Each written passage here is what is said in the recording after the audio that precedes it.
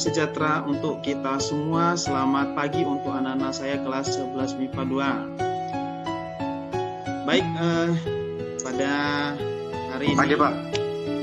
Ya, selamat pagi. Baik, pada hari ini kita akan teruskan pelajaran kita, lanjutan pelajaran kita minggu lalu, tapi sebelumnya anak-anak kami silakan isi absensi dulu ya. Seperti biasa, saya sudah muat link di Google Classroom. Sudah dicek? Sudah, belum? Oh, kalau belum, nanti diisi daftar hadirnya ya, absensi seperti biasa. Yang sudah, baguslah. Sebelum kita mulai pelajaran kita, alangkah lebih bagusnya kita berdoa seperti biasa. Kita serahkan diri kita ke dalam tangan Tuhan yang dipimpin oleh, kali ini dipimpin oleh kasih damai. Amin. Amin. Oke. Sebelum kita lanjutkan pembelajaran kita hari ini, Bapak ingin menanyakan beberapa hal sehubungan dengan pelajaran sebelumnya. Minggu lalu kita belajar apa saja coba? Listra. Minggu lalu kita belajar apa? Mengenai dan kalor. Nah, jadi hari ini kita akan melanjutkan pelajaran kita tentang perpindahan kalor. Oke. Dari bahan ajar yang sudah Bapak kirimkan, tentunya kamu sudah download ya? Sudah? Berikut Bapak share screen materi kita untuk hari ini, biar bisa kita belajar bersama. Oke, ini bisa dilihat? Bisa, Pak. Bisa, Pak. Ya. Materinya adalah perpindahan kalor. Nah, tujuan pembelajaran yang akan kita laksanakan hari ini, pertama, anak-anak kami dapat menjelaskan cara perpindahan kalor nanti. Kedua, anak-anak kami dapat mengidentifikasi faktor-faktor yang mempengaruhi ketiga cara perpindahan kalor ini. Untuk perpindahan kalor, misalkan ini ada api ya, ada api, kemudian ini ada batangan besi. Kalau ini batangan besi ini kita bakar, maka akan terjadi apa? Besi akan menjadi panas. Besi akan menjadi panas. Berarti ya, energi kalornya, katakan kan energi panas itu kan kalor. Berarti kalornya akan berpindah dari mana? Dari api ini ke bendanya, ke besinya, sampai ke tangan. Lama-lama tangan ini akan merasakan apa? Panas ya? Panas. Ya, panas. Ya.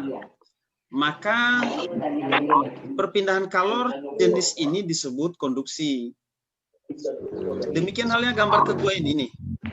Setelah kita panaskan air, maka di dalam wadah, air yang ada di dalam wadah ini akan lama-lama akan panas. Semula yang panas adalah yang dikenai apinya. Lalu yang sudah panas pindah tempat, beralih ke sana, yang dingin gantikan posisi. Nah, dalam hal ini, kalau yang terjadi seperti ini, karena disertai perpindahan disebut konveksi. Ya. Konveksi. Kemudian yang radiasi bagaimana? Misalnya ini, ada perapian, misalnya kalau kegiatan pramuka kalian itu, sering kita membuat api unggun, ya kan? Nah, api ini menimbulkan radiasi seperti ini. Lama-lama tangan kita ini akan merasa panas, akan terasa panas, dan itu bukan karena faktor perpindahan kalor secara konveksi, bukan juga secara konduksi, tetapi secara radiasi. Oke, ini bisa dilihat. Oke. Nah, di LKPD ini ada 3 percobaan. Tentunya sudah kamu baca karena sudah saya kirimkan di grup. 3 percobaan. Percobaan pertama mengenai apa? Mengenai perpindahan kalor secara produksi, kan? Nah, kemudian yang kedua nanti adalah perpindahan kalor secara konveksi. Yang ketiga adalah perpindahan kalor secara radiasi. Oke, silakan dikerjakan. Saya sudah bagikan kelompokmu. Saya beri waktu diskusinya untuk mengerjakan ini selama 30 menit. Anak-anak kami tentunya sudah bekerja di dalam kelompoknya, dan Bapak sudah cek juga, sudah sebagian besar sudah mengirimkan. Tinggal 2 kelompok lagi yang belum, kelompok, kalau tidak salah kelompok 1 dan kelompok 6 ya. Kesimpulan dari percobaan yang telah kami lakukan. Berdasarkan percobaan yang telah kami lakukan, maka diperoleh kesimpulan bahwa kalor adalah salah satu bentuk energi yang dapat berpindah dari satu benda ke benda lainnya karena adanya perbedaan suhu.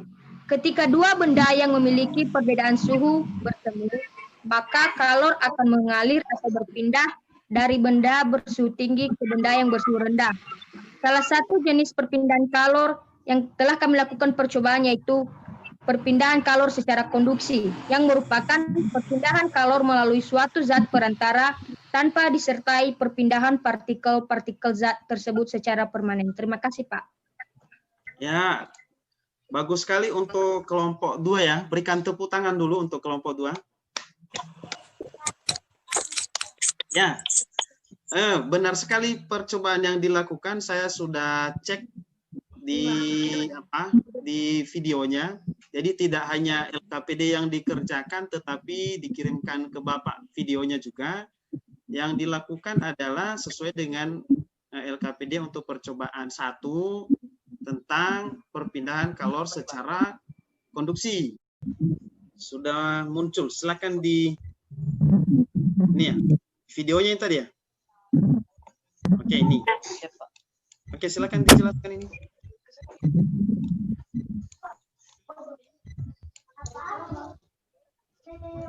Baby Listra Miderman Eguar. Oke, silakan. Baby Dora. Baik, terima kasih kesempatan yang telah diberikan kepada kelompok 3 untuk menjelaskan hasil yang telah kami kerjakan. Nah, pada percobaan pertama ini yaitu pada saat gelas plastik diisi dengan air, kemudian diletakkan di atas lilin yang telah dinyalakan, yang terjadi yaitu gelas yang terisi air tidak meleleh.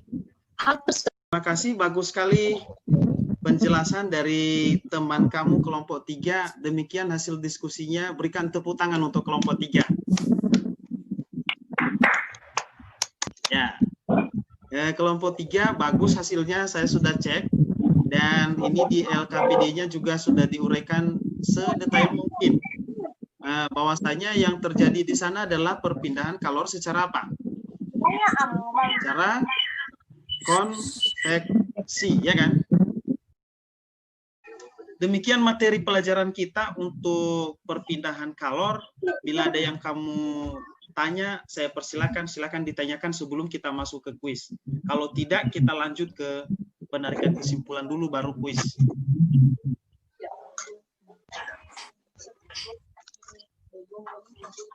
Ada yang kamu tanyakan?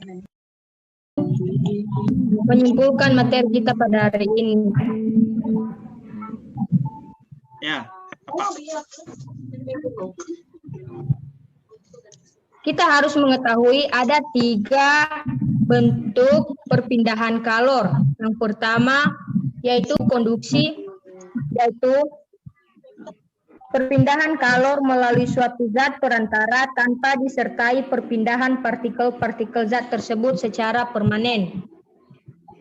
Oke. Yang kedua secara konveksi.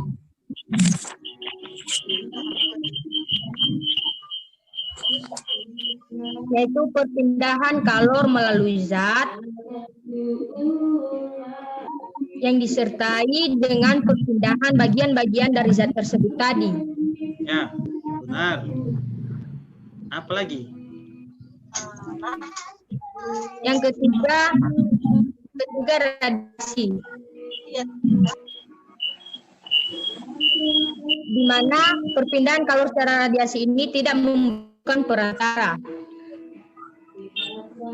Tidak membutuhkan perantara, itu radiasi. Jadi ada 3 perpindahan kalor ya. Perlu kamu ingat 3 perpindahan kalor. Konduksi, konveksi, dan radiasi. Ya, kemudian Anda harus ingat apa contoh-contoh perpindahan kalor secara konduksi, konveksi, dan radiasi. Mestinya kamu ingat itu. Kalau di konduksi berarti misalnya pada pemanasan besi tadi. Kalau di konveksi misalnya pemanasan air. Misalnya proses terjadinya angin darat dan angin laut. Ya. Kemudian kalau radiasi di dalam proses penjemuran kain yang tadi ya. Oke. Iya. Oke, itulah kesimpulan pembelajaran kita untuk hari ini. Dan sekarang kita refleksi sebentar. Kira-kira ada nggak yang bertambah ilmumu untuk hari ini? Ada ya? Ada bertambah ilmumu, kasih damai? Ada bertambah pengetahuan kamu untuk hari ini? Sedikit ada. Ada. Ada Triserlina? Triserlina? Ada Pak. Ada bertambah pengetahuanmu tentang ini, tentang apa? Apa yang kamu tahu? Coba. Tentang perpindahan kalor yang dapat terjadi dalam yang terjadi dalam 3 bagian, yaitu perpindahan kalor secara konduksi, konveksi, dan radiasi. Ya, jadi anak-anak kami harus seperti itu, harus tahu apa yang bertambah pengetahuan kamu untuk setiap pembelajaran. Nah, inilah refleksi kita ya. Oke, sebelum kita akhiri pembelajaran kita, saya akan kirimkan link di Google Classroom. Silakan masuk di Google Classroom habis ini. Ada kuis di sana, kuis tentang evaluasi tentang perpindahan kalor. Silakan dijawab. Ada 10 soal, dimulai dari soal yang mudah sampai yang sukarnya. Silakan dikerjakan nanti ya. Setelah ini saya tunggu 1,5 jam. Saya tunggu 1/2 jam setelah kita keluar dari Zoom meeting ini. Anda harus sudah menjawab. 1/2 jam, ingat 1/2 jam. Saya berikan batas waktu untuk pengerjaan. Bisa dipahami? Bisa Pak. Oke, demikian pelajaran kita hari ini. Minggu depan akan kita lanjut dengan bahasan baru tentang teori kinetik gas. Jadi dipersiapkan lagi. Demikian dan selamat siang. Selamat siang. Siang, Pak.